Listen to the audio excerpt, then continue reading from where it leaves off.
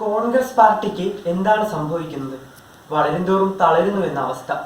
കഴിഞ്ഞ കുറച്ച് നാളുകളായി എത്രയോ നേതാക്കളാണ് കോൺഗ്രസിൽ നിന്ന് പടിയിറങ്ങിയത്.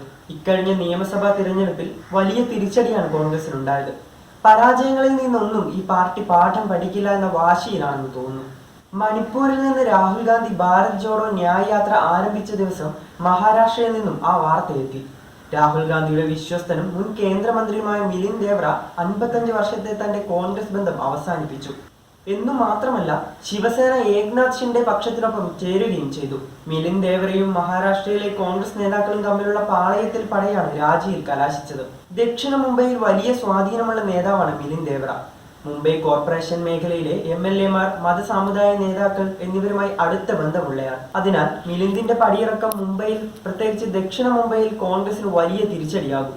മുംബൈയിലെ വ്യവസായ പ്രമുഖരുമായുള്ള ദേവരയുടെ ബന്ധം കോൺഗ്രസിന്റെ പ്രധാന സാമ്പത്തിക സ്രോതസ്സിൽ ഒന്നായിരുന്നു. ഷിൻഡെ വിഭാഗത്തിന് മിലിന്ദിനെ കൂടെ കൂട്ടിയതിന് പിന്നിലുള്ള ഒരു താല്പര്യവും ഇതുതന്നെയാണ്. 2004-ലും 2009-ലും മുംബൈയിലെ സൗത്ത് സിറ്റിയിൽ നിന്ന് മിലിന്ദ് ദേവ്ര വിജയിച്ചിരുന്നു.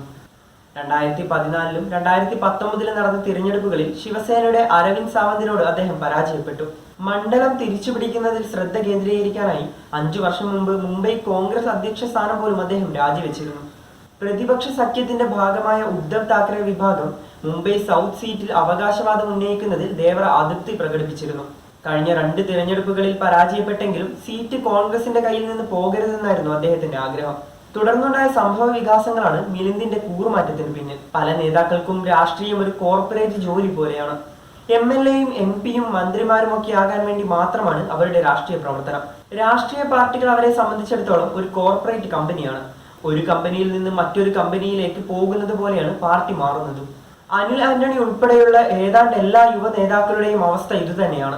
ഏതാണ്ട് എല്ലാ പാർട്ടികളിലും ഇത്തരം നേതാക്കളാണ് ആധിപത്യം സ്ഥാപിച്ചിരിക്കുന്നത് എന്നതാണ് യാഥാർത്ഥ്യം. വീക്ഷണമില്ലാത്ത നേതൃത്വമാണ് കോൺഗ്രസിന്റെ ശാപം. കഴിവിനപ്പുറം സ്തുതിപാഠകരുടെ കൂടാരമായി കോൺഗ്രസ് പാർട്ടി മാറിയിട്ട് പതിറ്റാണ്ടുകളായി. അതിന്റെ സൂചനകളാണ് ഇപ്പോൾ കണ്ടുകൊണ്ടിരിക്കുന്നതും.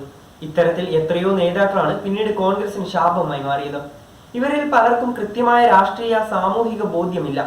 ഇവർ പോയാലും നിന്നാലും ഒന്നും സംഭവിക്കുകയുമില്ല. അതാണ് അവസ്ഥ.